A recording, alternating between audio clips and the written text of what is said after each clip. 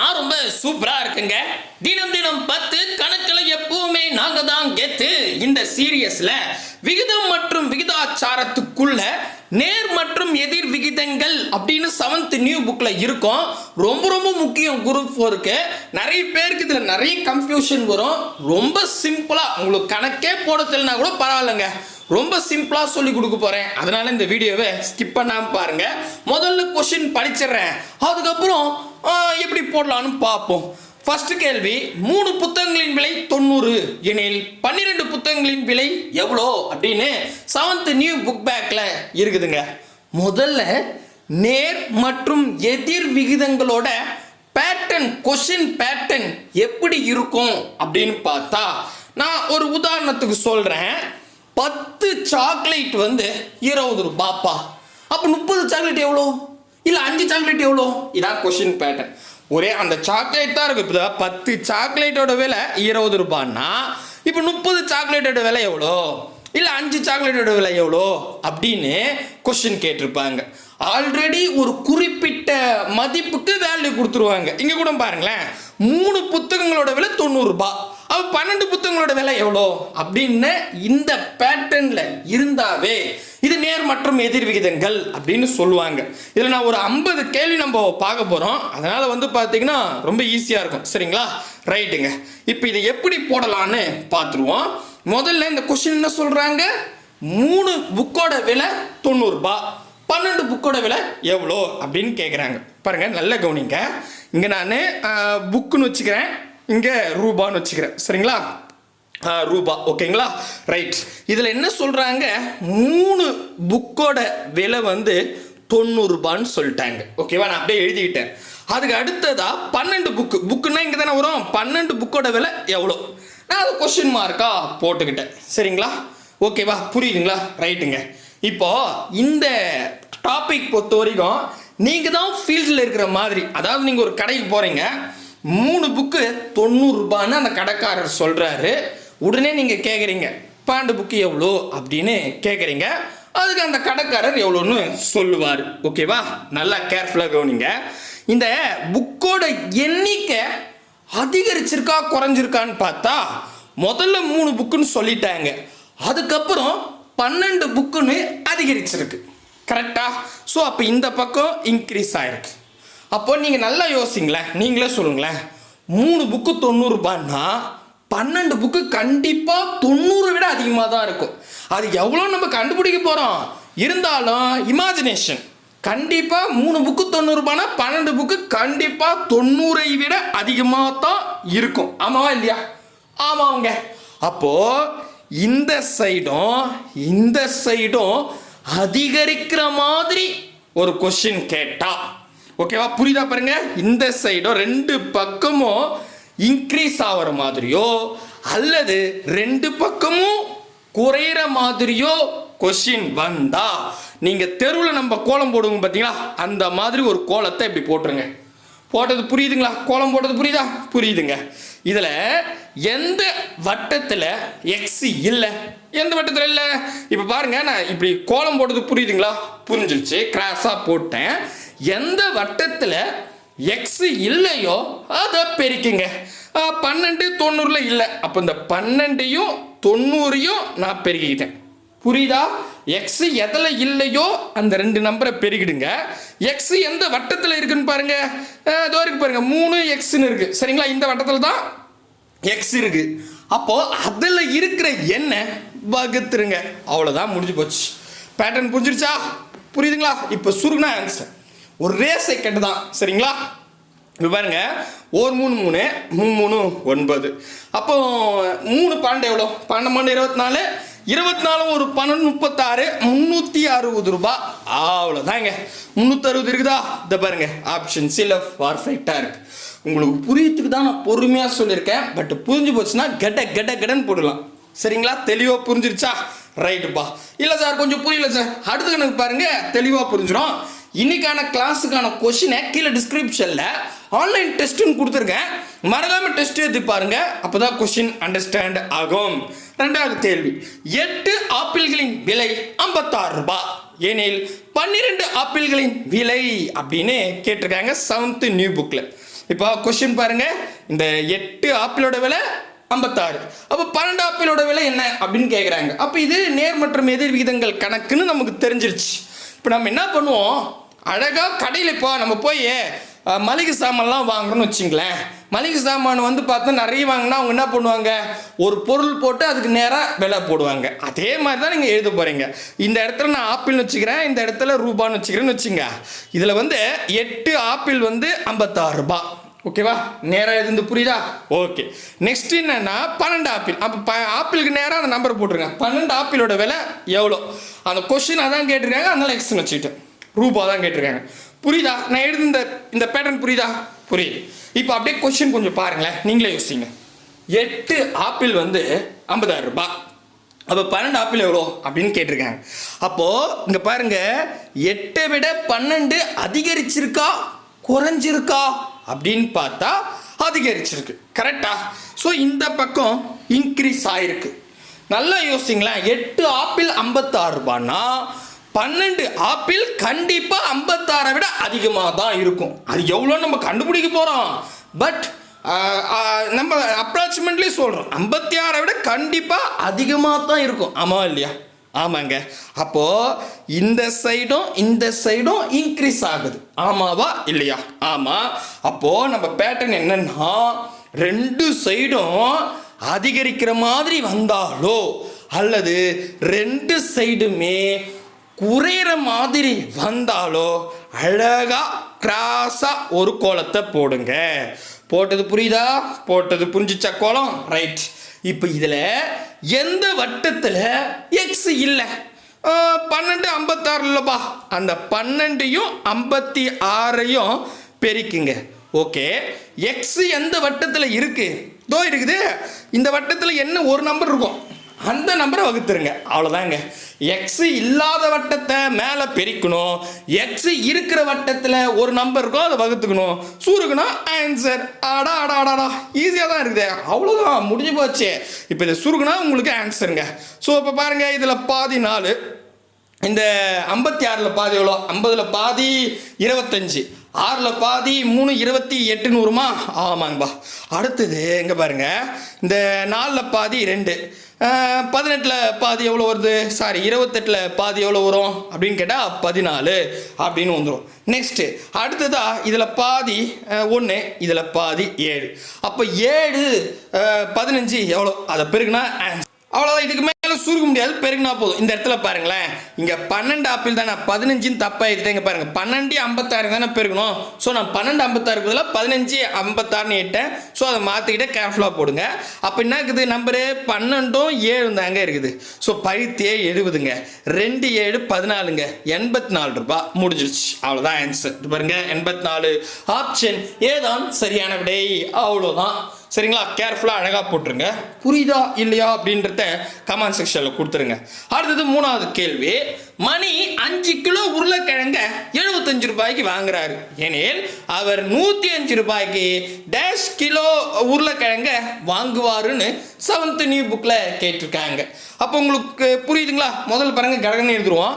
5 kilo உருளைக்கிழங்கு 75 ரூபாய். ஓகேவா? இது புரியுதா? ரைட். அதுக்கு அடுத்தது ரூபா தான் கொடுத்துருக்காங்க. ரூபாய்க்கு நேராக 105 ரூபாய்க்கு எத்தனை கிலோ உருளைக்கிழங்கு கிடைக்கும்? கரெக்டாக பேட்டர்ன் புரியுதா? எழுதுந்து சூப்பருங்க. இப்போ நான் நெக்ஸ்ட்டு என்ன பண்ணணும், 2 பக்கத்தையும் கம்பேர் பண்ணணும். நான் இந்த பக்கம் 2 பக்கம் இங்கே தானே வேல்யூ இருக்குது, இங்கே பார்க்குறேன். 75லேருந்து 105ன்றது இன்க்ரீஸ் ஆகிருக்கு. ஆமாவா? ஸோ இந்த பக்கம் இன்க்ரீஸ் ஆகிடுச்சு. நல்லா யோசிங்களேன். 5 கிலோ 75 ரூபாய் உருளைக்கிழங்குன்னா 105 ரூபாய்க்கு கண்டிப்பாக 5 கிலோ விட அதிகமாக தான் கிடைக்கும். எவ்வளோ கிடைக்குன்றத நம்ம கணக்கு பண்ண போகிறோம். ஆனால் அதிகமாக கிடைக்குமா கம்மியாக கிடைக்குமான்னு மட்டும் நம்ம பார்க்கணும். கண்டிப்பாக 5 கிலோ விட அதிகமாக தான் கிடைக்கும். ஆமாவா இல்லையா? கரெக்டாக. ஏன்னா 75 ரூபாய்க்கு 5 கிலோனா 105 ரூபாய்க்கு கண்டிப்பாக 5 கிலோ விட அதிகமாக தான் கிடைக்கும். அப்போ 2 பக்கமும் அதிகரிக்கிற மாதிரி வந்தாலோ அல்லது 2 பக்கம் குறையிற மாதிரி வந்தாலோ என்ன பண்ணுங்க, அப்படியே கிராஸாக ஒரு கோலத்தை இப்படி போட்டுருங்க. போட்டுட்டு எக்ஸ் எதில் இல்லையோ அதை பெருக்குங்க. எக்ஸ் எதில் இல்லை? 5 105ல் இல்லை. அப்போ 5ஐயும் 105ஐயும் அப்படி பறிக்குங்க. நெக்ஸ்ட்டு எக்ஸ் எதில் இருக்குது 75 கூட இருக்குது, அந்த 75 வகுத்துருங்க, முடிஞ்சிருச்சு. புரியுதா? எக்ஸ் எதில் இல்லையோ அந்த 2 நம்பரை பெருக்கணும். எக்ஸ் எதில் இருக்குதோ, எந்த வட்டத்தில் இருக்கோ அங்கே ஒரு நம்பர் இருக்கும், அதை வகுத்துடணும். அவ்வளோதான், அடித்தா ஆன்சர். அடடே, இப்போ பாருங்கள், நான் என்ன பண்ணுறேன், 5 வாய்ப்பில் அடிக்கிறேன். 15 5 75, ஓரஞ்சு 5, ஈரஞ்சு 10, ஓரஞ்சு 5 21. மறுபடியும் நான் என்ன பண்ணுறேன், 3 வாய்ப்பில் அடிக்கலாமா? இல்லை, இது பாருங்கள், ஓர் 5 5, 3 5 5. மறுபடியும் இங்கே பாருங்கள், ஓர் 3 3, 7 3 21. கரெக்டாக அடிச்சிட்டோம் பாருங்க. அப்போது 7 கிலோ. ஆன்சர் பி தான் சரியான விடு. பார்த்தீங்களா? அடடே, ஈஸியாக தானே இருக்குது, புரியுதுங்களா? அவ்வளோதாங்க, இதாங்க பேட்டர்னே. சரிங்களா? சரி சார், ஒரு பக்கம் அதிகரிக்கிற மாதிரியும் இன்னொரு பக்கம் குறையிற மாதிரி வந்தால் அது வேற டைப்பு, அதை பற்றி அப்புறம் பார்ப்போம். இப்போதைக்கு உங்கள் தேரி என்னென்னா 2 பக்கமும் அதிகரிக்கிற மாதிரியோ அல்லது 2 பக்கமும் குறையிற மாதிரியோ வரணும், அவ்வளோதான். சரிங்களா? அடுத்தது 4வது கேள்வி 7th நியூ புக் பேக்கில் கேட்டிருக்காங்க. ஒரு மிதிவண்டி உற்பத்தி செய்யும் நிறுவனம் 35 மிதிவண்டிகளை 5 நாளில் உற்பத்தி செய்கிறது எனில் அந்த நிறுவனம் 21 நாளில் உற்பத்தி செய்யும் மிதிவண்டிகளின் எண்ணிக்கை அப்படின்னு கேட்டிருக்காங்க. ஸோ புக் பேக்கில் கேட்டிருக்காங்க. ரொம்ப ஈஸி. இப்போ என்னென்ன சொல்கிறாங்க, இந்த பக்கம் வந்து பார்த்தீங்கன்னா மிதிவண்டின்றாங்க, ஓகே. இந்த பக்கம் 4 கொடுத்துருக்காங்க, ஓகே. சரிங்களா? இப்போ பாருங்கள், அப்படியே எழுதுவோம். ஒரு மிதிவண்டி உற்பத்தி செய்ய நிறுவனம் 35 சைக்கிளை 5 நாளில் செய்யுமா. அப்போ 35 சைக்கிளை 5 நாளில் உற்பத்தி செஞ்சிடுமா. சரிங்களா? இப்போ இந்த கம்பெனியில் நீங்கள் தான் வேலை செய்கிறீங்க, அப்படி வச்சுங்க. 35 சைக்கிளை 5 நாளில் நீங்கள் உற்பத்தி பண்ணுறீங்க, ஓகே. இப்போ அடுத்தது என்ன கேட்குறாங்கன்னா 21 நாளில். அப்போது 4க்கு நேராக நம்பர் பாருங்க, மாற்றி போட்டுறாதீங்க. அதுக்கு தான் நான் இங்கே போடுறேன் மிதிவண்டி நாள். இந்த இடத்துல நீங்கள் இங்கே 21 போட்டால் கணக்கு கண்டிப்பாக தப்பாக தான் ஆகிடும். அதை மட்டும் கேர்ஃபுல்லாக போடுங்க. அந்தந்த இடத்துக்கு அந்தந்த வேல்யூஸை அப்ளை பண்ணுங்கள், ஓகேவா? புரியுதா சொல்கிறது? அப்போ 21 நாளில் எவ்வளோ சைக்கிள் நீங்கள் உற்பத்தி பண்ணுவீங்க அப்படின்னு கேட்குறாங்க. நான் அதை எக்ஸ்ன்னு வச்சுக்கிட்டேன். இப்போ கொஞ்சம் யோசிங்க, இதை எழுதிட்டு கொஞ்சம் யோசிங்க. 5ல் இருந்து 21 அதிகரிச்சிருக்கு, கரெக்டாக? கரெக்ட். இப்போ நீங்களே யோசிங்களேன், நீங்கள் தான் சைக்கிள் உற்பத்தி பண்ண போகிறீங்க. 35 சைக்கிளை 5 நாளில் நீங்கள் உற்பத்தி பண்ணுவீங்க. அப்போ 21 நாளில் கண்டிப்பாக 35 விட அதிகமாக தான் உற்பத்தி பண்ணுவீங்க, கரெக்டாக இல்லையா? கம்மியாக உற்பத்தி பண்ணுவீங்க. 5 நாள் 35ன்னா கண்டிப்பாக 21 நாளில் 35 விட அதிகமான சைக்கிள் தான் உற்பத்தி பண்ணுவீங்க. ஸோ அது எவ்வளோன்றதை நம்ம கணக்கு பண்ணி கண்டுபிடிக்க போகிறோம். ஆனாலும் அதிகமாகுதா கம்மியாகுதான்னு மட்டும் பார்க்கணும், அதிகமாக தான் ஆகும். அப்போ இந்த பக்கமும் இந்த பக்கமும் 2 பக்கமும் அதிகரிக்கிற மாதிரி கேட்டுட்டாவே நீங்கள் என்ன பண்ணுங்கள், ஜஸ்ட்டு ஒரு கோலத்தை போடுங்க. சரிங்களா? கிராஸாக இந்த கோலத்தை போட்டு இதில் எந்த வட்டத்தில் எக்ஸ் இல்லை, 35 21 இல்லை, அந்த 35யும் 21யும் பெருக்குங்க. எந்த வட்டத்தில் எக்ஸ் இருக்கு 5ல் அந்த 5 வகுத்துருங்க, அவ்வளோதான். புரியுதா?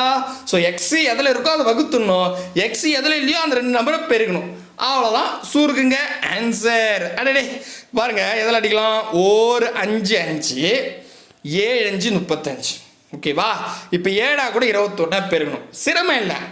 10 7 70, ஓகே. மறுபடியும் ஒரு 10 7னா 70, கரெக்டாக? ஓர் 7 7, அவ்வளோதான். ஸோ 7 7 14 140 147, அவ்வளோதாங்க. மனசுலேயே போடணும், இதுக்கெல்லாம் ஆகான்னு பெருக்கக்கூடாது, சரிங்களா? ஸோ அப்போது 147 சைக்கிள், ஆப்ஷன் டி தான் சரியான விடை. ஆத்தாடி ஆத்தா, இவ்வளோ ஈஸியாக இருக்குதே, அவ்வளோதாங்க, ரொம்ப ஈஸிங்க. இது வந்து 3/5/2023 7th நியூ புக் பேக்லையும் கேட்டிருக்காங்க. என்ன கேள்வி? 280 நபர்கள் ஒரு விமானத்தில் 2 முறை பயணம் செய்கிறார்கள் எனில் அவ்விமானத்தில் 1400 நபர்கள் டேஷ் முறையே பயணம் செய்யலாம் அப்படின்னு கேட்குறாங்க. இந்த கேள்வி உங்களுக்கு புரியுதா பாருங்களேன். நீங்கள் இந்த விமானத்துக்கு பதிலாக பஸ்ன்னு வச்சுப்போம். நம்ம வீட்டில் ஒரு ஃபங்க்ஷனுங்க, அந்த ஃபங்க்ஷனுக்கு நம்ம போய் எல்லாரும் இன்வைட் பண்ணுறோம், இத்தனை மணிக்கு பஸ் வந்துருங்க அப்படின்னு நம்ம போய் கூப்பிட்றோம், கரெக்டாக? ரைட்டு. அப்போ நம்ம என்ன பண்ணுறோம், நம்ம வீட்டாண்ட பஸ் வந்து நின்றுச்சு, ஒரு 280 பேர் வந்துட்டாங்க. 280 பேர்னோடனே அந்த பஸ் டிரைவர் என்ன பண்ணுறாரு, சார் நான் 2 சிங்கிளாக போய் வந்துடுறேன், இவ்வளோ பேரை பஸ்ஸில் கூப்பிட்டு போக முடியாதுன்னு அப்படின்னு சொல்கிறாரு. உடனே 280 பேர் 2 சிங்கிளில் போதுமாலாம் கேட்காதீங்க, சும்மா ஒரு கற்பனை, சரிங்களா? ஸோ அப்போது நல்லா யோசிங்க, நம்ம வீட்டுக்கு ஒரு 280 பேர் வந்தால் 2 சிங்கிள் அடிக்கிறேன்னு சொல்கிறாரு பஸ் டிரைவர். ஓகே, அப்போது அதே இடத்துல 1400 பேர் வந்தால் எத்தனை சிங்கிள் போவார்? இதாயா கேள்வி. அவ்வளோதான். புரியுதுப்பா. அப்போ முதல்ல எழுதிடுவோம்.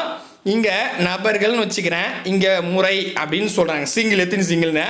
அப்போது 280 பேர் வந்தால் 2 சிங்கிள் போகுது. அப்படின்னா 1400 பேர் வந்தால் எத்தனை சிங்கிள் போகும்? அவ்வளோதாங்க. பேருந்து புரியுதா? கரெக்டாக அந்த நபர்களுக்கு நேராக நபர், முறைக்கு நேராக முறைன்றது கரெக்டாக போடுங்க. ஓகேங்களா? ரைட்டுங்க. இப்போ யோசிங்க, நல்லா யோசிங்களேன்.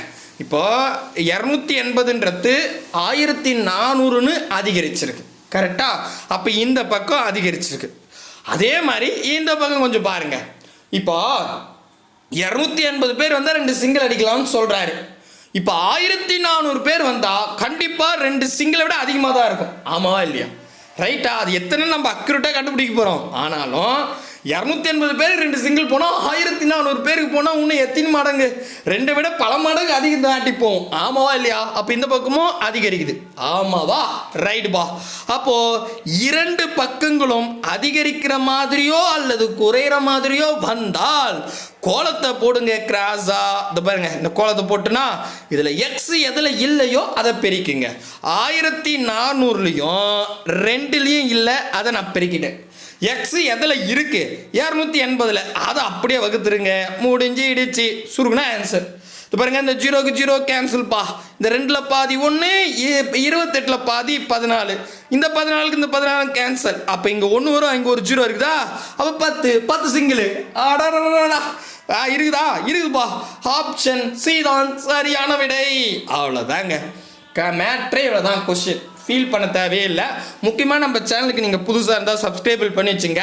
கூடவே பக்கத்தில் இருக்கிற பெல் ஐக்கானை ப்ரெஸ் பண்ணி ஆல்னு இருக்கும், அதை செலக்ட் பண்ணிட்டீங்கன்னா நம்ம போடுற வீடியோ உடனே நோட்டிஃபிகேஷனாக வரும். இந்த வீடியோ பிடிச்சதா லைக் பண்ணுங்கள், உங்கள் ஃப்ரெண்ட்ஸுக்கு ஷேர் பண்ணி விட்டுருங்க. அடுத்ததா 6வது கேள்வி. 50 நபர்களுக்கு இனிப்பு தயாரிக்க 3 கிலோ சர்க்கரை தேவைப்படுது எனில் 150 நபர்களுக்கு இனிப்பு தயாரிக்க தேவையான சர்க்கரையின் அளவு 7th நியூ புக்கில் கேட்டிருக்காங்க. பாருங்க, அப்படியே இதுவும் நம்ம பார்த்தோன்னா முதல் நபர்கள், அதுக்கு அடுத்தது சர்க்கரை அப்படின்னு சொல்கிறாங்க. இதில் என்னென்னா 50 பேருக்கு 3 கிலோ சர்க்கரை தேவைப்படுதுங்க. ஓகே, அப்போது 150 பேருக்கு எத்தனை கிலோ சர்க்கரை தேவை? நான் அந்த இடத்துல அழகாக எழுதிக்கிட்டேன். ஓகேவா? புரியுது. இப்போ நம்ம யோசிக்கணும். நம்ம வீட்டில் இப்போ தான் பஸ்ஸுக்கு அமிச்சு நம்ம என்ன பண்ணிக்கிறோம்? 280 பேர் வந்தால் 2 சிங்கிள், 1400 பேர் வந்தால் எத்தனை சிங்கிள்னு பார்த்தல. அந்த ஃபங்க்ஷனுக்கு ஸ்வீட் போடணும். அதுக்கு ஒரு 50 பேருக்கு 3 கிலோ சர்க்கரை தேவைப்படுதுன்றாங்க. அப்போ 150 பேருக்கு எத்தனை கிலோ சர்க்கரை தேவைன்னு கேட்குறாங்க. புரியுதுப்பா. அப்போ நீங்கள் பாருங்களேன், இந்த 50ன்றது 150 அதிகரிச்சிருக்கு. அப்போ இந்த பக்கம் அதிகரிச்சிருக்கு. நல்லா யோசிங்க. 50 பேருக்கு 3 கிலோ சக்கரைன்னா 150 பேருக்கு கண்டிப்பாக 3 விட அதிகமான கிலோ தான் வேணும். ஆமாவா இல்லையா? அது எவ்வளோன்றது கரெக்டாக கண்டுபிடிச்சிருவோம். பட் அதிகரிக்குமா கம்மியாகுமா? அதிகமாக தான் ஆகும். அப்போ இந்த சைடும் இந்த சைடும் 2 பக்கமும் அதிகரிக்கிற மாதிரியோ அல்லது 2 பக்கமும் குறையிற மாதிரியோ வந்துட்டாவே கோலத்தை போடுங்க கிராஸா. இந்த பாருங்க, அழகாக அப்படி ஒரு கோலத்தை போட்டு எதில் எக்ஸ் இல்லை 150லையும் 3லையும் இல்லைப்பா, அதை பெருக்குங்க. எதில் எக்ஸ் இருக்குது? எந்த வட்டத்தில்? 50ல் இருக்குது. அந்த 50 வகுத்துடுங்க. முடிஞ்சிடுச்சுங்க. இது பாருங்களேன், இந்த 0க்கு 0 கேன்சல். 1 5 5 3 5 5, இங்கிட்டு 3 இங்கிட்டு 3 9 கிலோ. ஆப்ஷன் ஏதான் சரியான விடை.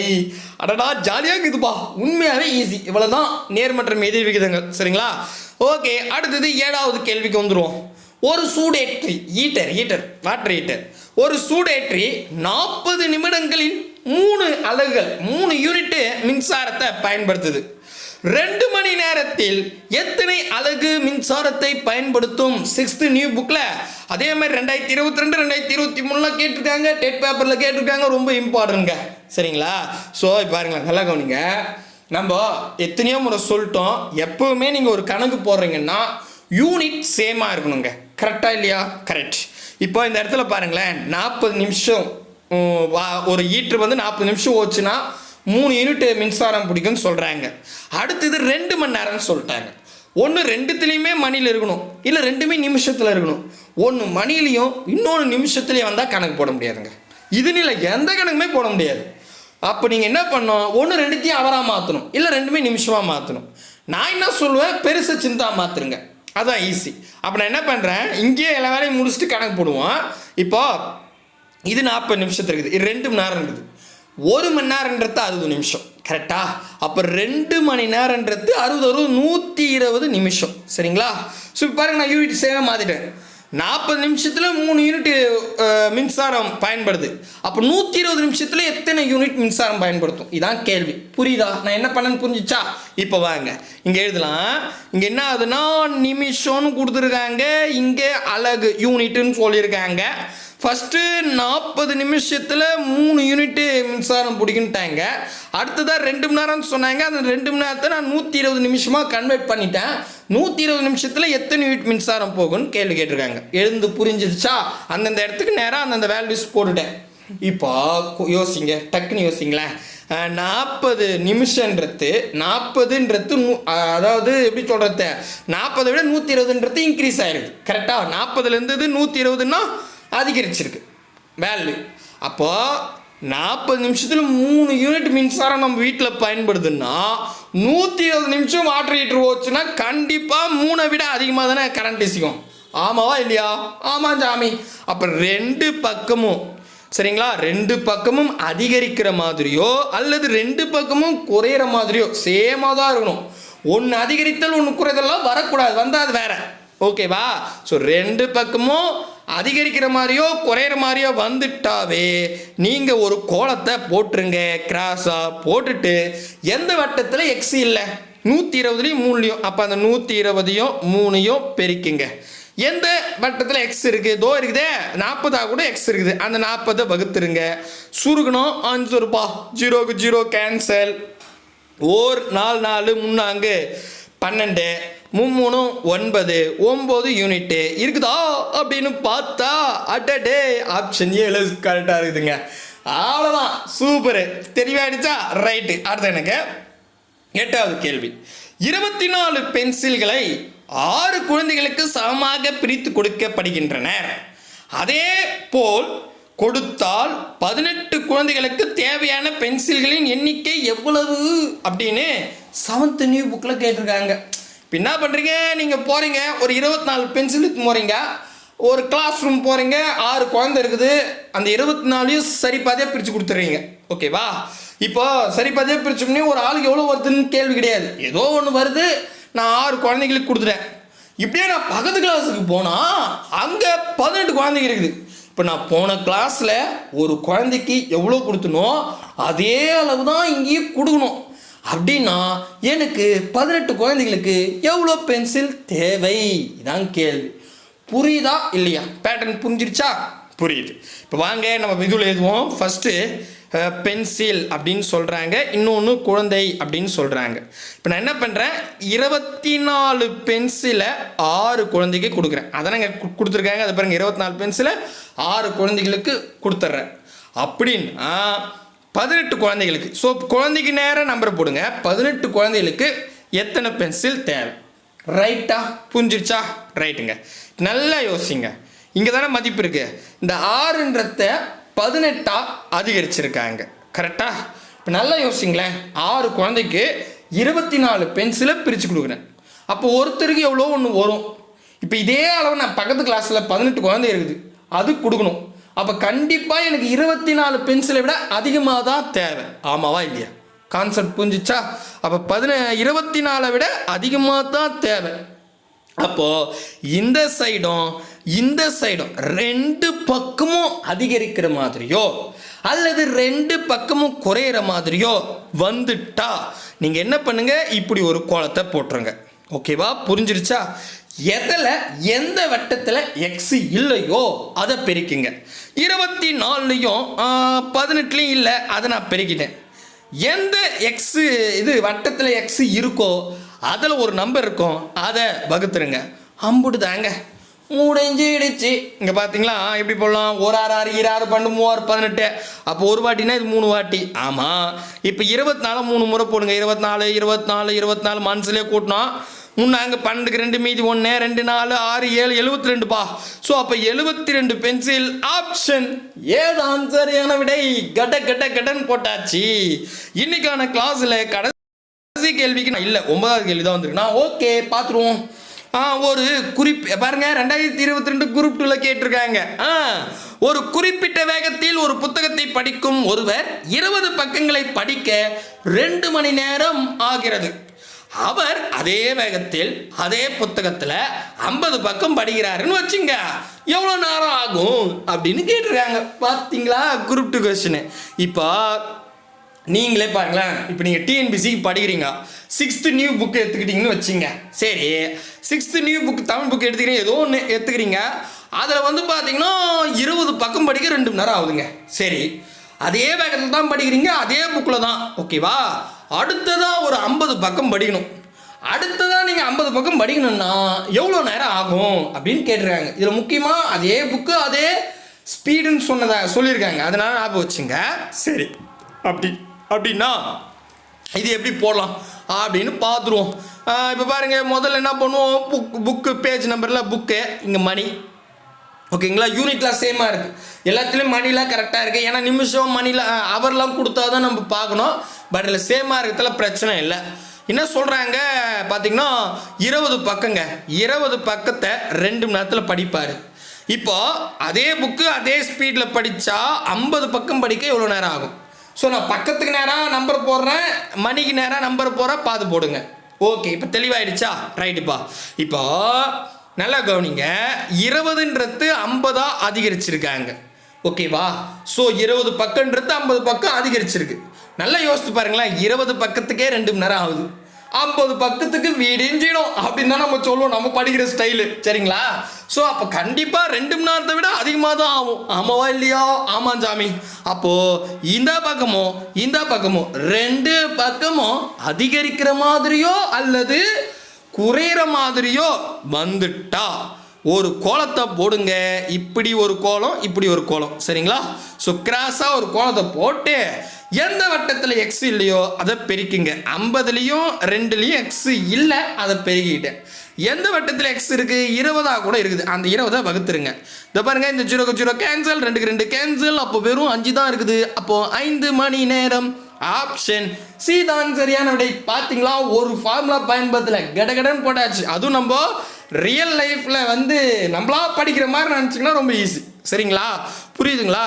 50 கொஸ்டின் நான் இந்த பேட்டர்லேயே நடத்த போகிறேன், சரிங்களா? அதில் இன்னும் நிறையா உள்ள டிஃபிகல்ட்டாக இருக்கும், சரிங்களா? ஸோ அதை பற்றிலாம் பார்ப்போம். அடுத்ததாக 10வது கேள்விங்க. 12 மாணவர்களுக்கு சீருடை வழங்க 3000 ரூபாய் செலவாகுதுங்க. ஏனில் 1250 ரூபாய் பெறும் மாணவர்களின் எண்ணிக்கை 2023 டிஎன்பிசியில் கேட்டிருக்காங்க. இப்போ பாருங்களேன், நம்ம இது எழுதிப்போம். முதல்ல வந்து பார்த்தா மாணவர்கள், ஓகே. அதுக்கப்புறம் சீருடைய விலை, சரிங்களா? ஸோ நான் விலை எழுதிக்கிட்டேன், சரிங்களா? ரூபா. இப்போ என்ன ஆகுதுன்னா, மாணவர்கள் வந்து 12 மாணவர்களுக்கு நான் யூனிஃபார்ம் வாங்கி கொடுக்கணும்னா 3000 ரூபாய் தாங்க ஆகும். என்னப்பா சீப்பாக இருக்குது? ஆமாம் இல்லை? ஆமாம், 12 பசங்களுக்கு வெறும் 3000 ரூபாய் தான் ஆகுமா? ரைட்டு. இப்போ என்கிட்ட வந்து வெறும் 1250 ரூபாய் தான் இருக்குது. எத்தனை பசங்களுக்கு வரும்? இதான் கேள்வி. ஸோ அந்தந்த இடத்துக்கு நேரம் நான் போட்டுட்டேன், ஓகேவா? ரைட்டு. இப்போது நல்லா கவனிங்க, 3000 ரூபான்றது 1250 டிகிரிஸ் ஆயிருக்கு. ஆமாம் தானே? அதாவது 12 பசங்களுக்கு நான் யூனிஃபார்ம் வாங்கினா 3000 ரூபாய் ஆகுது. அப்போ வெறும் 1250 ரூபாய்க்கு எத்தனை பசங்களுக்கு யூனிஃபார்ம் வரும் அப்படின்னு கேள்வி. அப்போது 3000ன்றது 1250 குறைச்சிருக்காங்க, கரெக்ட். அப்போ அதே மாதிரி 12 பசங்களுக்கு யூனிஃபார்ம் 3000 ரூபாய் செலவாகுது. அப்படின்னா 1250 ரூபாய்னா கண்டிப்பாக 12 பசங்களை விட கம்மியாக தான் ஆகும், கரெக்டா? யூனிஃபார்ம் எண்ணிக்கை கரெக்டாக இல்லைங்களா? கண்டிப்பாக 12 விட கம்மியாக தான் வரும். ஸோ அப்போ இந்த பக்கம் டிக்ரீஸ் ஆகுது. எவ்வளோன்றது நம்ம கணக்கு பண்ணிவிடுவோம். பட் கான்செப்ட் ஒரு ஆவரேஜாக பார்த்தா இல்லை சார், எப்படி சொல்கிறது, ஒரு அப்ராக்சிமேட்லி பார்த்தா கண்டிப்பாக 12 விட கம்மியாக தான் ஆகும். அப்போ இந்த பக்கமும் 2 பக்கமும் குறையிற மாதிரி வந்தாலோ 2 பக்கமும் அதிகரிக்கிற மாதிரி வந்தாலோ கோலத்தை போடுங்க. போட்டுட்டு எக்ஸ் எதில் இல்லையோ அதில் 2 நம்பர் இருக்கோ அதை பெருக்குங்க. எக்ஸ் எதில் இல்லை, 12 12யும் 1250லையும் இல்லை. அதை பெருக்கிட்டேன். எக்ஸ் எதில் இருக்குது 3000 இருக்குது, அந்த 3000 வகுத்துடுறேன். சரிங்களா? பாருங்கள் நம்பர் கரெக்டானு பார்த்துக்கிட்டு 1850 12 கரெக்டு. ஏன்னா நம்ம நம்பர் மாற்றி போட்டுக்கூடாது. ஓகே, இதை அடித்த ஆன்சர்ப்பா. எப்படி அடிக்கலாம்? இந்த ஜீரோக்கு இந்த ஜீரோ கேன்சல். அதுக்கு அடுத்ததாக 3000 அடிக்கலாமா? 100ன்னு வரும். 1 3 3 4 12 இருங்க. நம்ம இப்படிலாம் போனால் ஸ்டெப் அதிகமாகும். எப்போவுமே ஜீரோ அதிகமாக இருந்தால் நம்ம 5000 யூஸ் பண்ணுறது கரெக்டு. நான் 5000 எடுத்துக்கிறேன். அவங்க பாருங்கள் 1 5 5 2 10. ஓகேவா? ஸோ 2 10னா 12ல் 10 படிச்சுனா மீதி 2 இருக்கும். பாடு போடுங்க. 5 25. ஓகேங்களா? இப்போ 6 5 30 60ன்னு வரும். இங்கே ஜீரோ இருக்குல்ல? கரெக்டாக ரைட்டு. நெக்ஸ்ட்டு வந்து பார்த்தா 5000 பார்க்கலாம். 5 25 12 5 60 கரெக்டா? அதுக்கு அடுத்ததான் இந்த 12க்கும் இந்த 12 கேன்சல். அப்போ இருக்கவே இருக்குது, வெறும் 5 தான் இருக்குது. அப்போ வெறும் 5 ஸ்டூடெண்ட். ஆப்ஷன் சி தான் சரியான விடை. ஆத்தாடி ஆத்தா முடிஞ்சிச்சுப்பா. சரியா போச்சு. ஓகேங்களா? ஸோ 10 கொஸ்டின் முடிச்சிட்டேன். இப்போ உங்களுக்கு 2 கொஸ்டின் ஹோம்ஒர்க் கொடுத்துட்றேன். ஸோ இது எப்படி சொல்கிறது, உங்களுக்கு புரியுதா இல்லையான்னு தயவு செஞ்சு கமெண்ட் செக்ஷனில் கொடுங்க. முடிஞ்ச அளவுக்கு சிம்பிளாக தான் சொல்லி கொடுத்துருக்கேன். மேபி புரியலனா கேட்கலாம். சரிங்களா? எந்த கணக்கு புரியலையோ அந்த கணக்கு கேளுங்க, நான் தனி கிளாஸாக நடத்துகிறேன். சரிங்களா? ஹோம்ஒர்க் சம்ங்க 11வது கேள்வி 7th நியூ புக்கில் கேட்டிருக்காங்க. அன்பு 2 நோட்டு புத்தகங்களை 24 ரூபாய்க்கு வாங்குறாரு. அவர் அதே அளவுள்ள 9 நோட்டு புத்தகங்கள் வாங்க எவ்வளவு பணம் தேவை அப்படின்னு கேட்டிருக்காங்க. Option A 102, B 104, C 108, D 110. மறக்காம கமெண்ட் பண்ணுறேங்க. அடுத்தது 12வது கேள்வி. ஒரு மகிழுந்து கார் 60 கிலோமீட்டர் தூரத்தை கடக்க 3 லிட்டர் பெட்ரோல் தேவைப்படுது. அதே மகிழுந்து 200 கிலோமீட்டர் தூரத்தை சென்றடைய தேவைப்படும் பெட்ரோலின் அளவு 7th நியூ புக்கில் கேட்டிருக்காங்க. எல்லாமே லிட்டர் கிலோமீட்டர் எல்லாம் யூனிட் சேமாக தான் இருக்குது. ரொம்ப ஈஸி தான். Option A 8 litre, B 9 litre, C 10 litre, D 11 litre. மறக்காமல் 2 கொஸ்டினுக்கும் ஹோம்ஒர்க் போட்டுருங்க. நான் கண்டிப்பாக வெரிஃபை பண்ணுவேன். அதே மாதிரி இப்போ பாருங்கள் 11 போட்டு ஆன்சர் ஏவா பிஆ சியா அப்படின்னு போடுங்க. ஆன்சர் போடுங்க. 12 நம்பரை போடுங்க. சரிங்களா? வெறும் ஆன்சர் மட்டும் போட்டால் எதுக்குன்னு தெரியாது. சரிங்களா? ஸோ கண்டிப்பாக உங்களுக்கு யூஸ்ஃபுல்லாக இருக்கும் அப்படின்ற நம்பிக்கையோட இந்த வீடியோ முடிச்சுக்கிறேன். இவ்வளோதானா நினைக்காதீங்க. உள்ளே போக நிறைய டிஃப்ரெண்ட்டான சம்லாம் இருக்கும். நான் ஒரு 50 கொஸ்டின் ப்ராக்டிக்ஸ் பண்ண போகிறோம். ஏன்னா இது குரூப் 4 ரொம்ப இம்பார்ட்டன்ட்டு. ஸோ அதை பார்த்தாவே போதும். 50 கொஸ்டின் நீங்கள் உங்களுக்கு புரிஞ்சு போச்சுன்னா போதுங்க, இந்த சாப்டர் முடிச்சிடலாம். சரிங்களா? பாய் பிரதர் அண்ட் சிஸ்டர்.